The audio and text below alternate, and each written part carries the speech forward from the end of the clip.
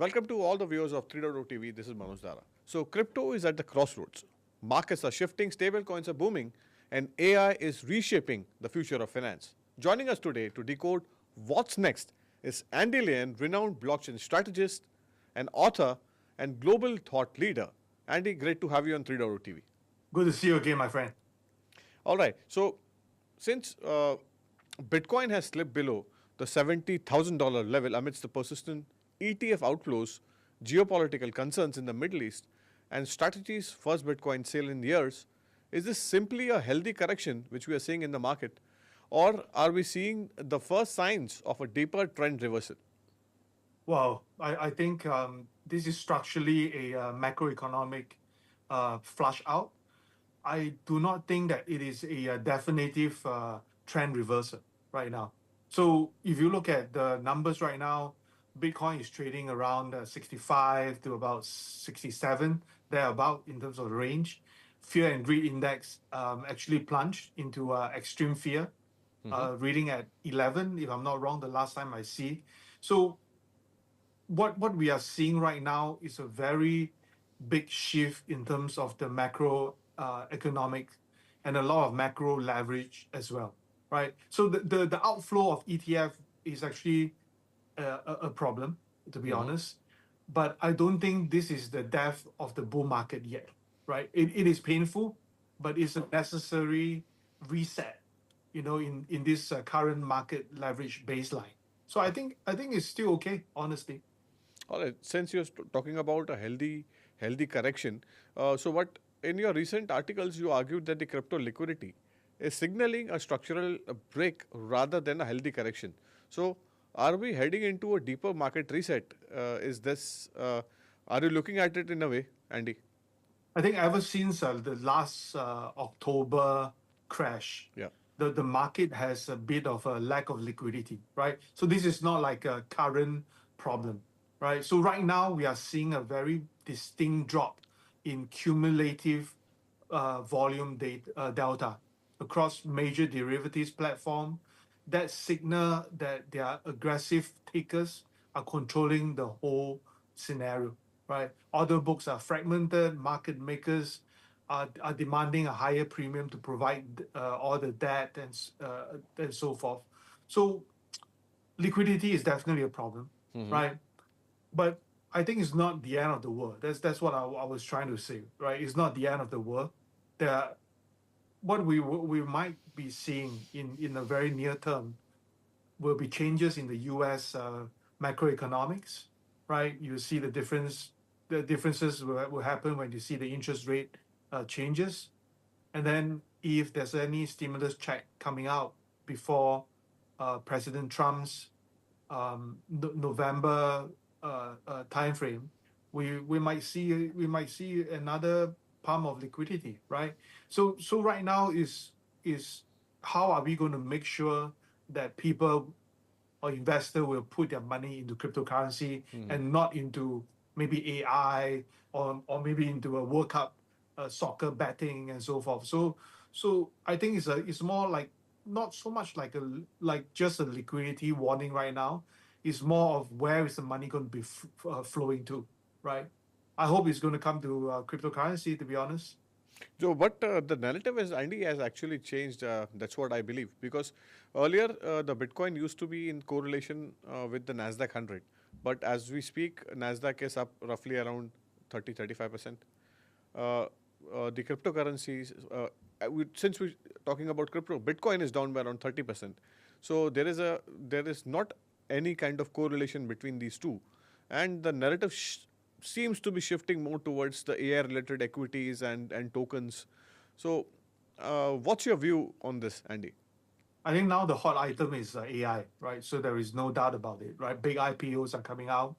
SpaceX, Anthropic, Open AI. I'm not sure what is the order, but all these are $1 trillion worth of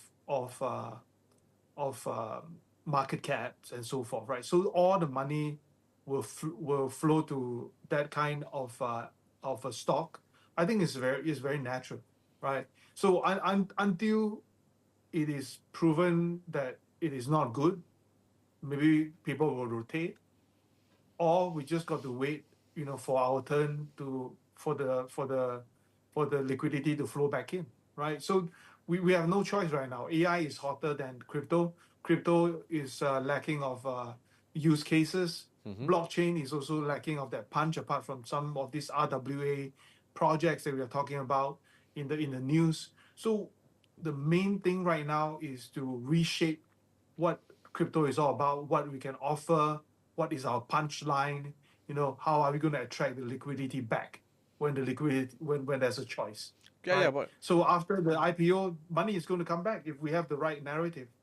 yeah, right narrative. That's what we are also looking at, because there are a lot of miners who are not going ahead, who are selling Bitcoin and funding their AI growth prospects. So this is something I also agree to it, Andy. But how important to you was that Michael Saylor selling that 32 Bitcoin episode, which has created a sentimental negative impact on the markets? What's your view on this? I think he sold about 0.0004%, 0.004% of his total But this thing. I think never it's about sell your 2.5 Bitcoin million. narrative has looks to be. I mean, it's not that. Uh, uh, I think it's not that yeah, for sexy, that right? this it has happened first time since 2022, Andy. I know. So this is not about how much he has sold, right? It's more about the timing that he has sold, right? This is number one. Liquidity fragment, everyone is fragile. He decides to sell it. The second thing is about the optics, right? He mentioned about, and then selling. He Sailor mentioned about selling away the kidneys, and then after which and then hold your Bitcoin. But now he's selling his Bitcoin, right? It's more optics, right? It's not so much of how much, of not whether he's selling it or not, right? It's more of the optics. If you promise people to talk about Bitcoin, whole Bitcoin, then you should walk the talk and make sure that it happens, right? Exactly. Why do that? And and the thing is this, when he buy billions of Bitcoin, the market didn't really pump that much. Of course, it's sustained at a certain value, but you just look at it. He just sold 32 Bitcoin, then the whole market just crashed, right? So Because it's he all is about timing and optics. right. So, Andy, from Michael Saylor, let's understand about the stablecoin universe, wherein stablecoins are helping millions bypass inefficient banking system, and yet most of them remain tied to the US dollar. And so, is crypto creating a financial freedom, or is it accelerating a new form of digital dollar dominance? What's your view on this?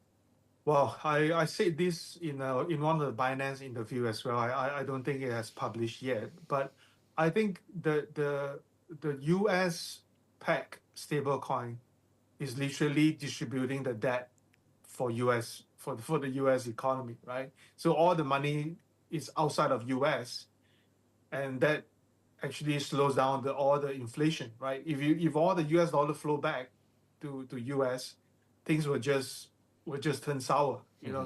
So to me, it's not whether it's a good or bad. So if you look at long term, the net outcome to me long term is net negative, because we are literally still pegging with US dollar. US dollar dominance will still be high. And then it defeated the purpose of us talking about Bitcoin and Bitcoin as the future money, for example. So long term wise, I think it's not healthy. Short term wise, if we talk about regulations, because if you go with the flow of the US government, you will get benefits from that, right? Right. Short term controlling inflation, I think that's fantastic, right? And it just bring that stablecoin narrative, you know, to still say that it's all about crypto, is pushing crypto payment. I think short term net positive, long term net negative, because we are losing the direction in some ways, right? So that's my very very frank opinion. All right. So let's understand more about the remittance market with respect to the stable coins. So India processes billions of dollars in remittance every year. With stable coins increasingly being used for the cross-border transfers, could India become one of the biggest beneficiary of the blockchain-based payments? What's your view on this, Andy? I think we will definitely benefit, right? So that there's a lot of cross-border corridor. they can help to reclaim billions of dollars annually for the India economy. I think that is positive. But I think the bottleneck is not so much of the execution, right? It's the strict regulatory alignment with RBI, right? If India establish a clear risk managed framework for programmable fiat, for example, I think that is going to be a win-win for India, and also win-win for all the countries that are trading with India, right? So I think they have to make it very clear, how to position themselves, how to be more tax friendly for all these things.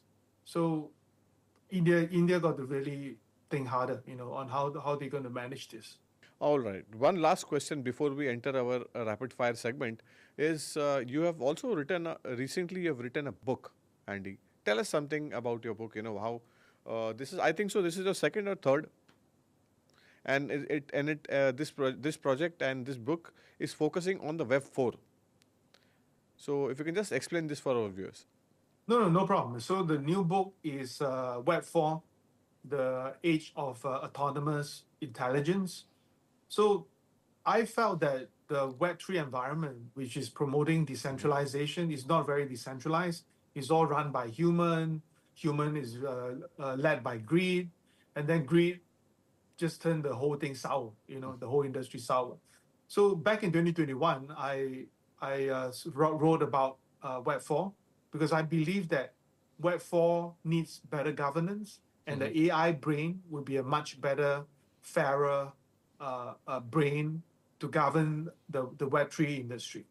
AI right now, we know that is not going to be gone, right? It will go further, stronger, and so forth. And right now is a good timing to tell people that, hey, since AI is here, there's a lot of AI agents that can do wonder. Let's make a new era, for Web3. So to solve that, we can solve that narrative. We can also at the same time attract new capital to come in, right? So Very nice. that's the one of the main gist of the book. All right, let's start our rapid fire Q&A, wherein I'll be asking you a question and you are supposed to answer it in a very short and sequence. So No let's problem. start with the first question: is stablecoins or spot Bitcoin ETFs? So which one will have the bigger impact on the global finance over the next 5 years? Stablecoin. It will have bigger impact. All right. So which country will surpass the world's most in the crypto adoption over the next 5 years? I cannot choose one country, but I can give you a few: India, Indonesia, and Vietnam. All right. And if you could meet one person for 1 hour discussion, will it be Michael Saylor, Vitalik Buterin, Jensen Yong, or Jerome Powell? Jensen Wang. I want to ask him about AI and how decentralized AI and Web 4 can change the world. All right, that's all there is. Thank you so much, Andy. You spoke really well about how this cryptocurrency universe is evolving. What is the position as of now in terms of ETFs that are selling in the selling spree? AI, that is the narrative which is picking up, and how this entire equation is going to be beneficial for the entire crypto ecosystem. I congratulate you on your latest Web 4 book, and I wish you all the best for the road ahead. Thank you so much, Andy. Thank you. Thanks, bro.